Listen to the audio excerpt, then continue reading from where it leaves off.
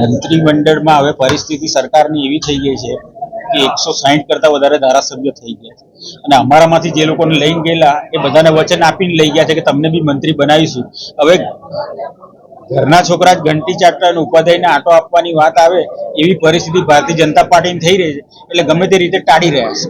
કારણ કે માની લો કે કોંગ્રેસમાંથી ગયેલાઓને એ લોકો સમાવેશ કરે તો ભારતીય જનતા પાર્ટીના જે દિગ્ગજ નેતાઓ છે, જે ભૂતકાળમાં કેબિનેટ મંત્રી રહી ચૂક્યા છે, પ્રદેશ પ્રમુખ રહી ચૂક્યા છે, પણ હાલ અત્યારે એક હાંસિયામાં ધકેલાઈ ગયા છે, તો એ લોકોમાં પણ નારાજગી ઊભી થાય એના કારણે આ લોકો આ નિર્ણય લઈ શકતા નથી.